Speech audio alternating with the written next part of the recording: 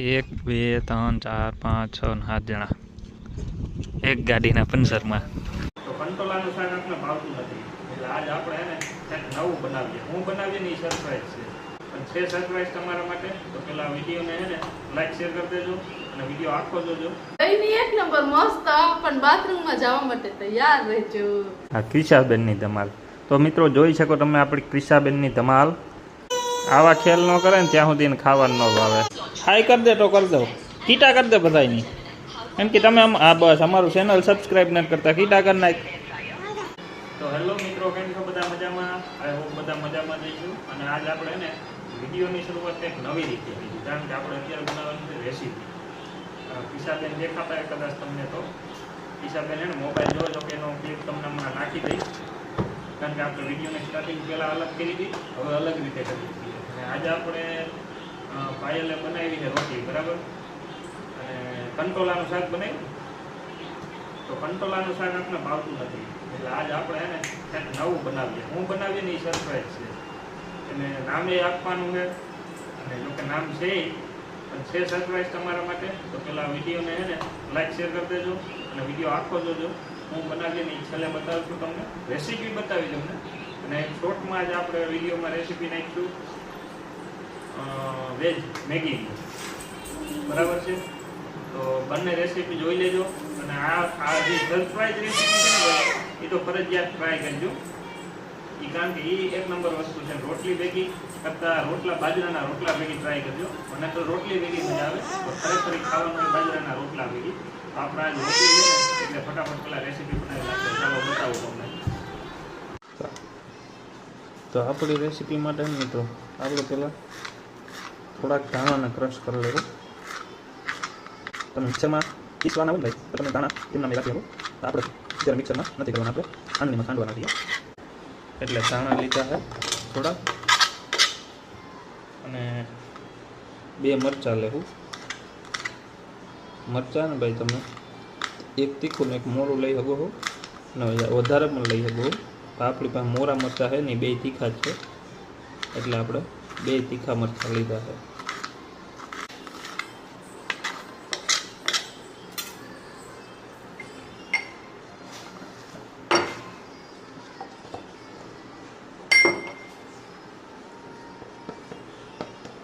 આ બેની પેસ્ટ તૈયાર કરવાની છે.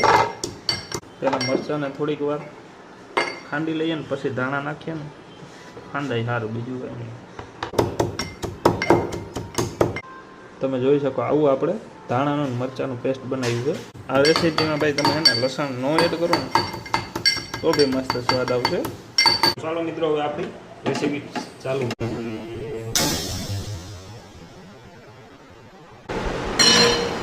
પેન લીધું છે, એમાં ખાલી આપણે વઘાર કરવાનો છે. તો ચાલો આપણે આપણો વઘાર ચાલુ કરીએ મિત્રો. આપણે એક પેનમાં 1 ટેબલ સ્પૂન જેટલું તેલ લઈ લીધું છે. ગરમ થવા દઈએ. તેલ ગરમ થઈ જાય ને એટલે એમાં પહેલાં નાખીશું રાઈ ફૂટવા દઈએ. પછી નાખીશું થોડુંક જીરું, પછી નાખીશું એમાં હિંગ. ગેસની ફ્લેમ સ્લો કરી દેવું. ત્યારબાદ એમાં નાખીશું આદુ લસણની પેસ્ટ, મરચાંની ધાણાની પેસ્ટ. અને હવે એમાં આવશે લસણની પેસ્ટ.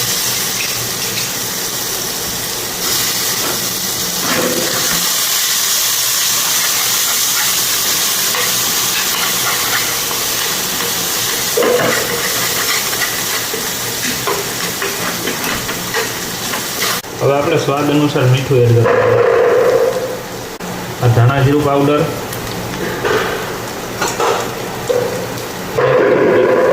નાખીશું આપણે ભાઈ. કાંઈ હેલી હટ રેસીપી છે ભાઈ, ફટાફટ બનતી ત્યાં ફટાફટ થઈ જાય.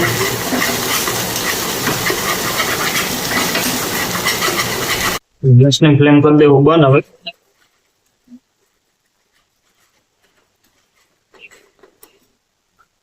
ના, હવે એમાં એડ કરી દેવું દહીં. તો મિત્રો ખાસ ધ્યાન રાખવું, ગેસની ફ્લેમ બંધ કરી અને પછી જ દહીં એડ કરવું. નકર દહીં ફાટી જાય. અને થોડુંક ઠંડુ પણ થવા દેવું ભાઈ મસાલો. તો મિત્રો જોઈ શકો છો તમે. तुमसे ना हो पाएगा.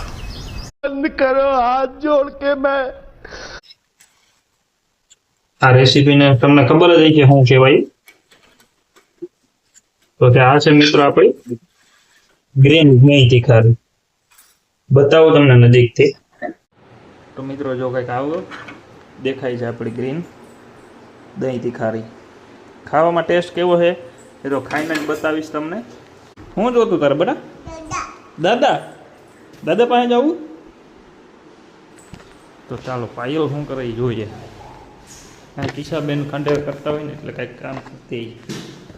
ઓ કપડાં ધોવે છે. મશીન તો હે ઠેક પગ લૂસણિયા હે.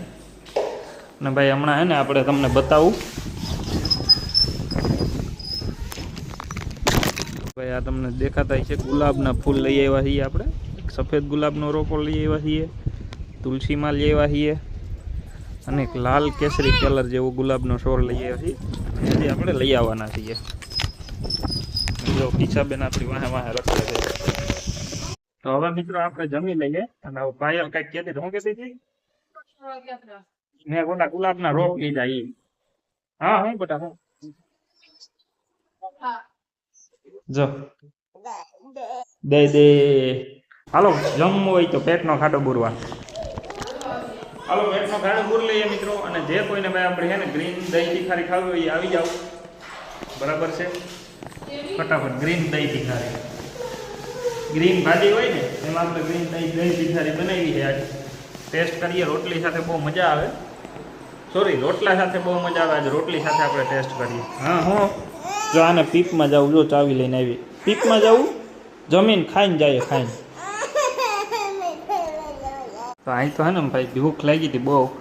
પગલું હણિયા ધોઈ ધોઈને એટલે ત્યાં જમવાનું ચાલુ થઈ ગયું છે. અને અહીં ખંડેર કરવાનું ચાલુ છે. અને આપણી જોઈ લો ગ્રીન દહીં તીખારી અને સાથે ટમેટાનું સલાડ.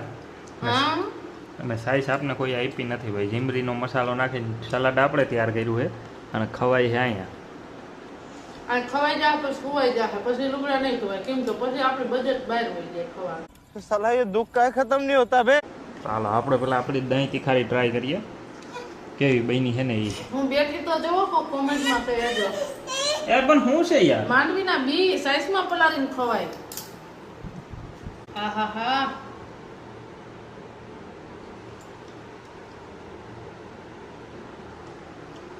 તો મિત્રો હે ને દહીં તીખારી છે ને મસ્ત બની છે. હું સાકું તો ખબર પડે. તમે તો એમ જ કહો મસ્ત જ બની. એ જ એક વસ્તુ વધી ગઈ હું નમક. કારણ કે આપણે નાખ્યું અને ખાંડવા વાળા વ્યક્તિએ નાખ્યું હતું. લસણ જેને ખાંડ્યું હતું ને એને લસણમાં ભેગું નાખ્યું હતું. એટલે થોડુંક મીઠું વધી ગયું છે. હવે એ જોઈ ટેસ્ટ કરે. બાથરૂમમાં જવા માટે તૈયાર રહે છો. तोबा तोबा तोबा थारा मूड खराब कर. તો ભાઈ નમક બે જણાએ નાખી દીધું ને એટલે આપણા રેસીપીની આજે પથારી ફરી ગઈ છે. બરાબર છે. જોકે રેસીપી એક નંબર રેસીપી સેમ જ છે. બાકી એક ખાલી એક નમક જ બે જણાએ નાખ્યો એટલે અલગ થઈ ગયું છે. બની એક નંબર મસ્ત. પણ બાથરૂમમાં જવા માટે તૈયાર રહેજો. પણ ખારી હે તોય મને તો એમ થાય કે આખી ખાઈ જાવ. જે વ્યક્તિ ખાતા હોય સેટ ખરબૂટું એના માટે ચાલે હો. મને કેમ કે વધારે લાગે કેમ કે હું ખાતી નથી એટલે તોય ખાવું રહે જો તો ખરા. તો ચાલો મિત્રો હવે જમી લઈએ. પછી બીજી રેસીપી શોર્ટમાં બાટે બનાવવાની છે ને તો મળીએ હવે નિરાશ. હે ને આપણે આવ્યા છીએ આપણી ગાડીમાં પંચર પડ્યું પાછળ દેખાય તમને. હવે બતાવું ને કેટલા જણા ભેગા થયા એ તમને જો. એક ગાડીને પંચરમાં 1 2 3 4 5 6 7 જણા એક ગાડીના પંચર. હા ભાઈ તો ખાલી અહીં બેહવા જાય. જો એ ભાઈ કાંઈ કામ કર્યું નથી. શરીર સારું છે એનું પણ કામ નથી કરતું કાંઈ. તો હાલો મિત્રો ટાયર ચેન્જ કરી લઈએ. મળીએ એક નવા વિડીયો સાથે હવે કાલે. તો બધા ચેનલને સબસ્ક્રાઈબ કરી દેજો. વિડીયોને લાઈક શેર કરી દેજો.